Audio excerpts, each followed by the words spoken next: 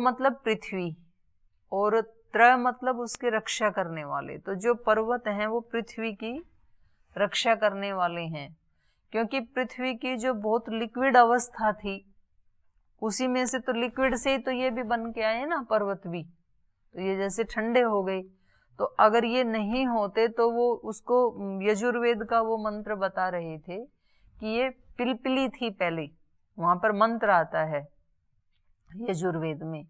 तो इन पर्वतों ने उसको वायु को रोक के बारिश करके उसको कठोर करने में सहायता की। तो चलो ये तो एक अलग प्रसंग हो गया। तो पर्वतों को गोत्र भी कहते हैं। वो जो बता रहे थे उनका ये था कि ये जो वर्णन है कि पर्वत उड़ते थे, तो वहां पर्वत का मतलब है विशालकाय। उस समय कुछ विशालकाय शक्तियां इधर उधर घूमती रहती थी और सब उससे भयभीत रहते थे कि भाई पता नहीं ये कब हम इसके टारगेट बन जाएं। तो फिर इंद्र ने उनके पंख काट दिए। तो अब ये जो विशालकाय, आज की भाषा में यदि हम देखें तो हम उनको आतंकवादी कह सकते हैं, उस समय की भाषा में कहें तो उनको असुर कह सकते हैं जो विशालकाय होते हैं, और वो इधर उधर घूमते रहते हैं। तो सब लोग उनसे आतंकित रहते हैं कि भाई पता नहीं ये कब हम इसके टारगेट बन जाएं, ये कब किसको उड़ा दें। तो फिर इंद्र ने क्या किया, उनका पंख काट दिया। तो इंद्र कहते हैं राजा को और इंद्र कहते हैं आत्मा को, दोनों के लिए इंद्र शब्द का प्रयोग किया जाता है। तो ये जो आतंकवादी हैं उनको या तो उनके पंख राजा काट सकता है, सरकारें उनको चाहें तो नष्ट कर सकती हैं, लेकिन कौन सी सरकार नष्ट कर सकती है, कौन सा राजा उसको नष्ट कर सकता है? जिसका आत्मा बलवान होगा, इंद्र। और इसको अपने अंदर लें तो हमारा जो आत्मा है और हमारे अंदर भी तो हैं आतंकवादी, बाहर भी हैं और अंदर भी हैं। तो अंदर के जो आतंकवादी हैं विशालकाय, जो हमारे को हमेशा कहीं भी दबोच सकते हैं, कहीं भी हमें मार सकते हैं, कहीं भी हमारी हानि कर सकते हैं, तो उनके पंख काटने के लिए, उनके पंख काटना मतलब उनको निष्क्रिय करना, तो उनको निष्क्रिय करने के लिए तो आत्मा का बल चाहिए। तो फिर इंद्र ने उनके पंख काट दिए, तो माने आत्मा ने उनका विनाश किया, आसुरी शक्तियों का। और भौतिक इसमें देखें तो फिर राजा को इंद्र कहा जाता है। तो जो बलवान राजा होता है, जिसमें आध्यात्मिक बल है, तो वो फिर ऐसे जो आतंकवादी हैं उनको फिर नियस्त्र कर सकता है, उनको वश में कर सकता है, उनके पंख काट सकता है। तो ये आपका समाधान है उस प्रश्न का। आज वाला पूछो जी। ये भी उपनिषद में कहा जाता है कि विद्या वही जो मुक्ति दिलाए। तो ये आज के बम और हमारे प्राचीन काल में ऋषि लोग जो ब्रह्मास्त्र वगैरह ये करते थे, तो इसे तो विनाश होता है, ये भी तो एक विद्या है। तो ये कैसे मुक्ति होती है इसे? लेकिन आप जब सारे शास्त्र पढ़ेंगे तो आपको ब्रह्मास्त्र बनाने का वर्णन कहाँ, कितना मिलेगा, उसकी परसेंटेज कितनी है सारे शास्त्रों में? बहुत कम है। साइंस तो थी, लेकिन ऋषियों का जो उद्देश्य होता है वो मानवता का, वो अपनी विद्या का सदुपयोग मानवता का कल्याण करने के लिए ही करते हैं। उसको केवल आपद धर्म के लिए अपने पास बना के रखते हैं जी। उनके जीवन का उद्देश्य नहीं होता है वो कि ब्रह्मास्त्र हम बनाएं और सारी पृथ्वी को तहस नहस कर दें, ये उनका इंटेंशन नहीं होती, उद्देश्य नहीं होता है। तो ये तो आपको कहीं मिलेगा भी नहीं, मिलेगा तो बहुत ढूंढने पे बहुत कम मिलेगा। और आत्मा को सुख देने वाले साधन हैं वो हर शास्त्र में भरपूर हैं। सारे वेद में, दर्शन में, उपनिषद में ज्यादा से ज्यादा वर्णन वो ही है। वो तो कहीं माइनस पॉइंट भले ही मिल जाएगा उसका। तो जैसे न्याय दर्शन में भी उसमें वाद, जल्प, वितंडा 3 चीजें बताई हैं। एक संवाद माने सत्य को, अपने सत्य को ऊपर रखने के लिए 3 तरीके बताए हैं वहां पे। एक तो संवाद, उसको वाद बोला है। वाद मतलब संवाद। एक व्यक्ति अपना पक्ष रखता है, दूसरा व्यक्ति अपना पक्ष रखता है, और उसमें दोनों की भावना ये होती है कि हम किसी सत्य पर पहुंचे। एक व्यक्ति कहता है ईश्वर है, फिर वो उसका कोई हेतु देता है, फिर उसका उदाहरण देता है। दूसरा व्यक्ति कहता है ईश्वर नहीं है, उसका हेतु देता है, उसका उदाहरण देता है। तो ऐसे संवाद करते हुए वो जिस सत्य पे पहुंचते हैं, और जिस पक्ष को वो लेके चले थे उससे कहीं वो विचलित होने लगते हैं, तो दूसरा ध्यान दिलाता है कि आपका पक्ष ये था, आप हट रहे हैं, अपने पक्ष को छोड़ रहे हैं। वो वापस वहीं आ जाता है वो। तो ये है सत्य को प्राप्त करने का एक तरीका, वाद। फिर दूसरा है जल्प। जल्प का उद्देश्य होता है कि मुझे अपनी बात को ऊपर रखना है, मतलब अपने को जिताना है, दूसरे को पराजित करना है। उद्देश्य होता है दूसरे को पराजित करना और अपने आप को जिताना, तो वो दूसरा उद्देश्य है। और जो वितंडा है उसको अपने को जिताने का भी नहीं है कि मैं जीतूं, उसका अपना कोई पक्ष भी नहीं होता है। वाद जल्प, जल्प में तो पक्ष होता है इस व्यक्ति का, और ये अपने पक्ष को ऊपर रखता है, ये न के न प्रकारेण। तो ये आप व्यवहार में भी देखेंगे ना, कुछ व्यक्ति ऐसे होते हैं कि वो अपनी बात को ऊपर रखते हैं, कैसे भी करके, झगड़ा भी करके, विवाद भी करके, वो अपनी ही बात को ठीक सिद्ध करने की कोशिश करते हैं। और यदि दूसरा व्यक्ति दब जाता है तो उसका जल्प पूरा हो जाता है, वो अपनी बात को ऊपर कर लेता है, गलत होते हुए भी।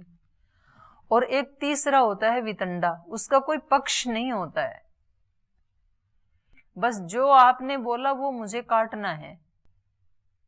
अगर पूछें कि अच्छा आप बताओ आपका क्या पक्ष है, तो वो कोई उत्तर नहीं दे पाएगा। तो वहां पर ये प्रश्न है कि भाई ये जो इतना ऋषिकृत शास्त्र है, तो वाद तो समझ में आता है, ये जल्प वितंडा भी क्यों बताया यहाँ पे, क्यों सिखा रहे हैं हमें जल्प करना और वितंडा करना, इसका परिचय क्यों दे रहे हैं ऋषि? जब ये इतना बुराई है तो ये क्यों बनाया? तो वहां उसका उत्तर दिया है कि अपने सत्य की रक्षा करने के लिए और दूसरे के असत्य को पहचानने के लिए। जब हम ये पहचान जाएंगे कि अगला व्यक्ति हमारे से संवाद नहीं कर रहा, प्रश्न नहीं कर रहा, बल्कि ये जल्प और वितंडा कर रहा है, तो हम उसको निग्रह स्थान में ला सकें और अपने सत्य को हम विजयी बना सकें, पराजित होने से बचा सकें, इसके लिए उसका प्रयोग किया जाता है। तो इसीलिए इसी प्रकार से जो ऋषियों का जो ब्रह्मास्त्र है, तो वो सबसे अंतिम अस्त्र होता है, मतलब अत्यंत अपरिहार्य अवस्था में ही उसका प्रयोग किया जाता है। तो साइंस और टेक्नोलॉजी अपने आप में बुरी नहीं है, पर उसका प्रयोग हम कैसे करते हैं, किस भाव से करते हैं, वो अपने आप में बहुत महत्व रखता है जी। तो आज आप जिनको कहेंगे जो अणुबम बना रहे हैं और जो ये चाहते हैं कि ये सारा संसार हमारी मुट्ठी में है, हम जब चाहें तब इसका विनाश कर दें, तो उनके भावों में और ऋषियों के भावों में आकाश पाताल का अंतर आपको दिखाई देगा। क्योंकि टेक्नोलॉजी तो ना ऋषियों की है ना तो आतंकवादियों की है, टेक्नोलॉजी तो ईश्वर की है, ज्ञान तो सारा ईश्वर का है ना। और उसका प्रयोग कौन कर रहा है और कैसे कर रहा है, इसमें बहुत ज़्यादा अंतर आ जाता है। चाकू एक ही है, लेकिन डॉक्टर उससे किसी का जीवन बचाता है और एक डाकू उसी चाकू से किसी का जीवन ले लेता है। तो दोनों का प्रयोग करने का तरीका और दोनों का भाव अलग अलग है। तो यही अंतर है आज के परमाणु बम बनाने वाले में और उस समय के ब्रह्मास्त्र बनाने वाले में। जी, सत्य को बचाने के लिए असत्य का ये लोग असत्य का सहारा नहीं, असत्य का ज्ञान, असत्य का ज्ञान होना जरूरी है। जी, सत्य तो अपने आप में ही विजयी है, सत्य को जिताने के लिए असत्य का सहारा ऐसा कभी नहीं हो सकता है। असत्य जब है ही असत्य, वो सत्य को क्या जिताएगा? पर दूसरे के असत्य का पता तो ज्ञान तो होना चाहिए, ज्ञान होगा तो हम उस व्यक्ति को टोक सकते हैं कि आप असत्य का सहारा ले रहे हैं, आपका अपना कोई पक्ष नहीं है। यदि आप इसको सत्य मान रहे हैं तो आप पंचावयव से इसको सिद्ध करो, आप अपना कोई पक्ष रखो, आप प्रतिज्ञा करो, उसका कोई हेतु दो अपनी बात का, उसका उदाहरण दो, उसका निगमन, उसका उपनय, उसका निगमन। तो ये पांच अवयव से अपनी बात को सिद्ध करो, तो वो कर ही नहीं पाएगा। कर ही नहीं पाएगा तो सत्य विजयी हो जाएगा, क्योंकि सत्यमेव जयते ये हमने पढ़ा है, लेकिन सत्य अपने आप नहीं जीतता है, सत्य को जिताना पड़ता है। मतलब हम यदि हाथ पे हाथ रख के बैठे रहें, कुछ भी ना करें पुरुषार्थ, और हम कहें कि सत्य जीतेगा अपने आप, तो ये फिर सत्य कैसे जीतेगा? तो उसके लिए जो उसका प्रोसेस है वो तो पूरा करना पड़ेगा ना। जी, यानी ये जो वाद जल्प वितंडा का प्रयोग करते हैं लोग, ये लोग जो असत्य की जो मतलब जो पक्ष लेते हैं, जो हारना नहीं चाहते हैं, उछल कपट से जीतना चाहते हैं, वही प्रयोग करते हैं। हाँ जी। और दूसरे व्यक्ति को ज्ञान क्यों होना चाहिए? जी, कि ऐसे से भी ये मतलब उसको पकड़ सके, उसको निग्रह स्थान में ला सके। जी, उसको निग्रह स्थान बोला है वहां पे। और कोई प्रश्न? चलें आगे। तो यहाँ तो नारद वो हैं जिन्होंने शब्द विद्या पूरी पढ़ी है और आत्मवेत्ता और ब्रह्मवेत्ता बनने की वो इच्छा रखते हैं, तो वो मतलब हम सब के एक प्रतिनिधि हैं, ऐसा हम मान सकते हैं, क्योंकि हम सब का भी उद्देश्य क्या है? आत्मवेत्ता बनना या ब्रह्मवेत्ता बनना, और उसके लिए अभी हम शब्द विद्या का अध्ययन कर रहे हैं। तो कल इन्होंने बताया कि ये जो स्मृति है ये तो आकाश से भी महान है। स यह स्मरम ब्रह्म इति उपास्ते यावत् स्मरस्य गतम तत्र से यथा कामचारो भवति। जो इस स्मृति को ब्रह्म समझ करके इसकी उपासना करता है, तो जहाँ तक स्मृति का क्षेत्र है वहां तक इसकी निर्बाध गति हो जाती है, जो इसको ब्रह्म समझ करके उपासना करता है। भगव स्मराद भूय इति, स्मृति से भी बड़ा कुछ है क्या? वाव स्मराद भूयो अस्ति इति, निश्चित रूप से इससे भी बड़ा है। तन्मे भगवान ब्रवीतु इति, फिर वही बताइए मुझे। आशा वाव स्मराद भूयसी, आशेद वै स्मरो मंत्रान अधीते कर्माणि कुरुते पुत्रांश्च पशूंश्च इच्छते इमं च अमुं च इच्छते आशाम उपास्व इति। आशा जो है वो स्मृति से भी बढ़ करके है। आशा वाव स्मराद भूयः, तो ये जो आशा है ये स्मृति से भी भूयसी बढ़ करके है। आशा इद्ध, आशा से युक्त होकर के, आशा से युक्त होकर के ही, हाँ, आशा से प्रदीप्त होकर के या युक्त होकर के निश्चित रूप से स्मर मंत्रान, ये मंत्रों का स्मरण करता है। मंत्र स्मरण करते हैं तो कोई आशा होती है ना हमारे मन में कि मैं इस मंत्र को याद करूंगा तो मैं विद्वान बनूंगा, या इस मंत्र में ये शक्ति है, ये उपलब्धि मुझे होगी। कोई तो आशा होती है, बिना आशा के तो व्यक्ति करता ही नहीं है कुछ भी। तो कह रहे हैं स्मृति से भी बढ़ के आशा है। आशा के कारण ही, आशा से बंधा हुआ ही, आशा के प्रदीप्त होने पर ही स्मरो मंत्रान अधीते, ये मंत्रों को पढ़ता है, स्मरण करता है। कर्माणि कुरुते, जो भी कर्म करते हैं उसके पीछे भी क्या है? आशा होती है व्यक्ति को। जिसके जीवन में कोई आशा नहीं बची वो कोई कर्म नहीं करना चाहेगा। फिर निराश व्यक्ति नहीं करता है ना, बैठ जाता है, उससे कुछ कर्म नहीं किया। तो आशा के कारण ही कर्माणि कुरुते पुत्रांश्च पशुंश्च इच्छते, आशा है तो ही व्यक्ति घर गृहस्थ में जाना चाहता है, बच्चे पैदा करना चाहता है, पशुधन और सब प्रकार के धन, तो उसके मन में आशा होती है किसी सुख की, किसी यश की, किसी बड़प्पन की, तो आशा से ही इन सब को चाहता है। इमं च अमुं च इच्छते, इस लोक को भी आशा के कारण ही चाहता है और उस लोक को भी।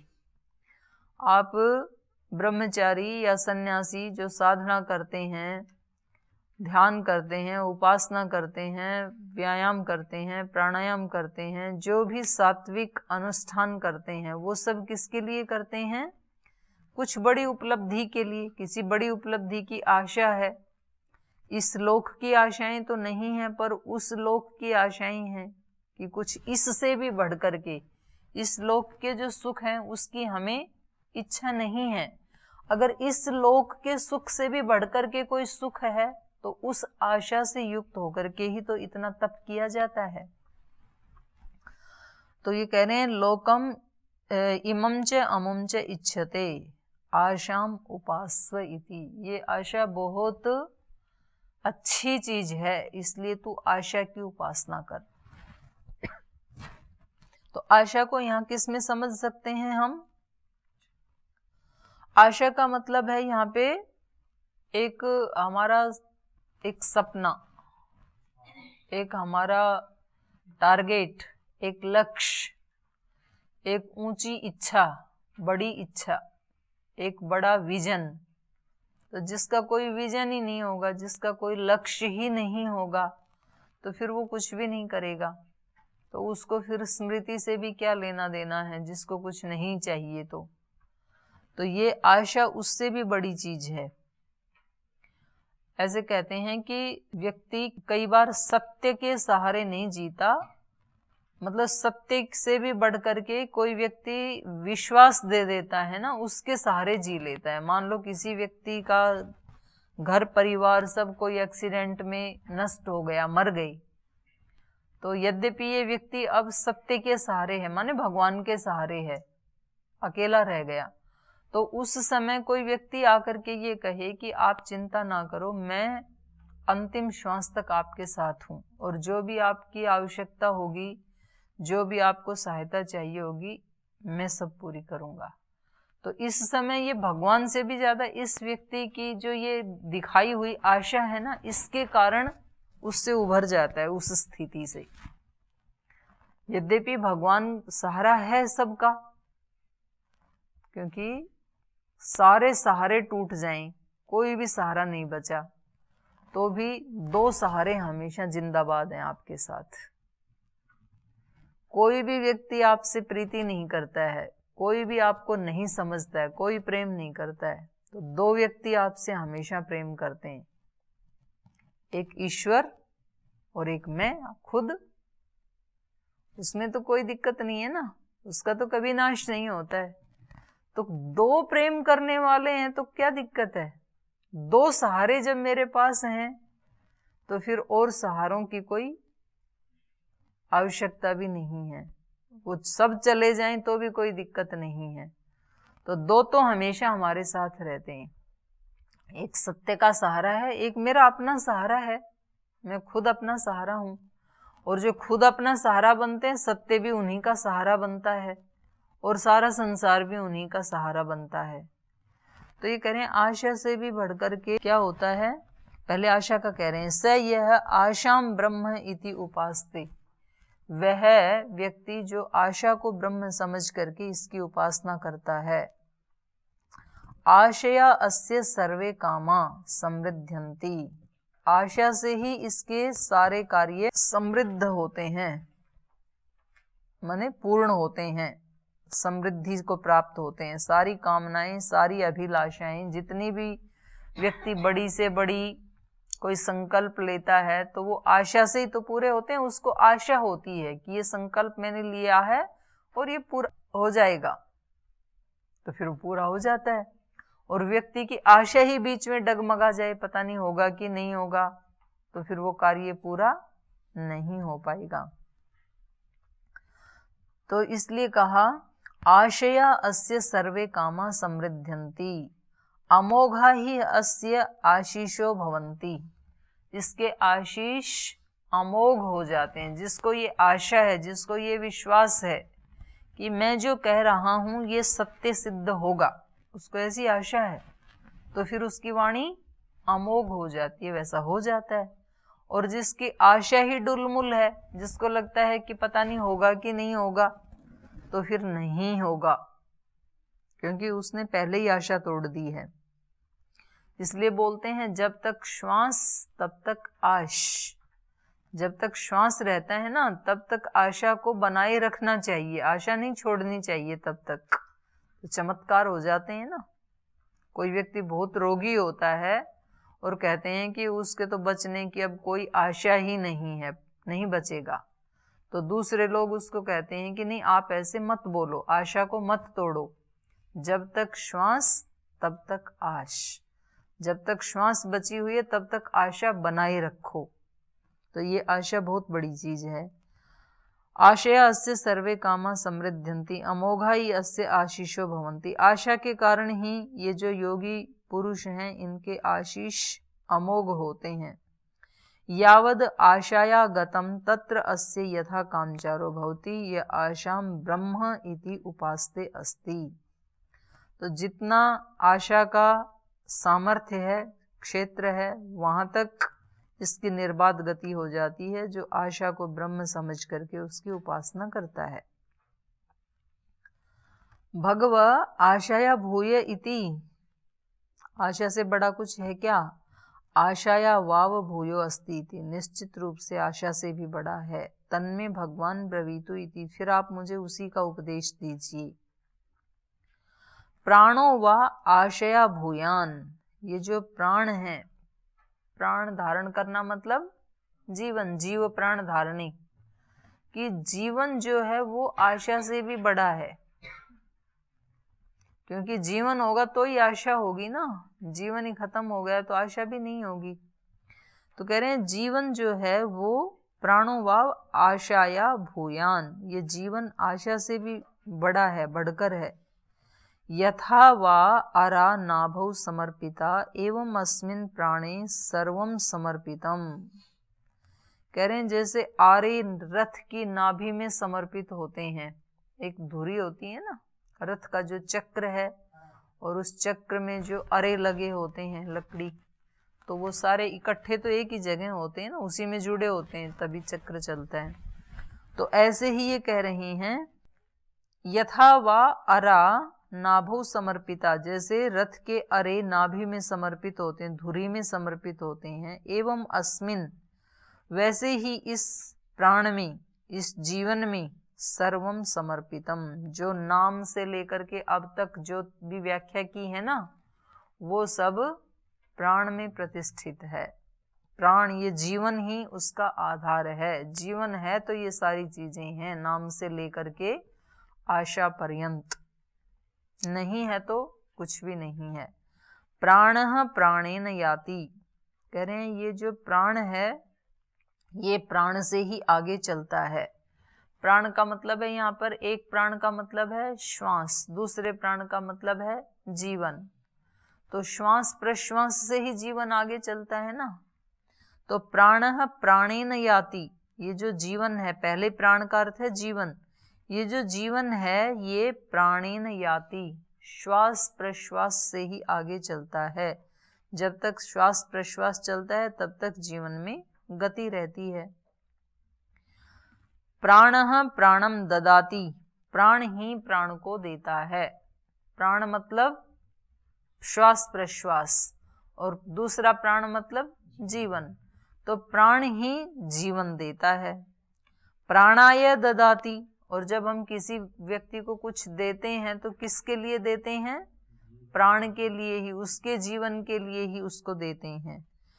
तो इसलिए शास्त्रों में कहा है प्राणो है पिता, प्राणो माता, प्राणो भ्राता, प्राण स्वसा, प्राण आचार्य, प्राणो ब्राह्मण इति।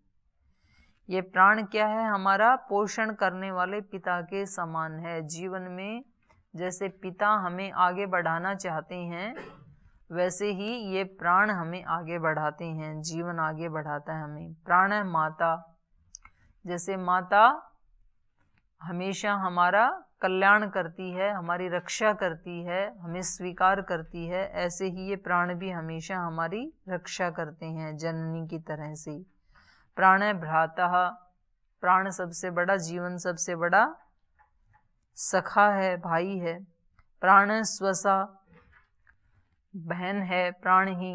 माने सबसे ज्यादा प्रीति करने वाला बहन को माना जाता है, बहन की सबसे ज्यादा प्रीति होती है, तो ये प्राण हमारे को सबसे ज्यादा प्रीति करने वाला है। प्राण है आचार्य, आचरण सिखाने वाला आचार्य होता है, तो ये प्राण ही हमें सारे आचरण सिखाता है, जीवन ही हमें सारे आचरण सिखाता है। प्राणो ब्रह्मणः, और ये प्राण ही ब्राह्मण है या ब्रह्म है, श्रेष्ठ है। तो ये सारी महिमा जो नाम से लेकर के अब तक सुनाई, ये सारी प्राण में प्रतिष्ठित है। तो प्राण इन सब का आधार है। तो ये आगे प्राण से संबंधित ही प्रसंग चलेगा। पाठ को यहीं विराम देते हैं।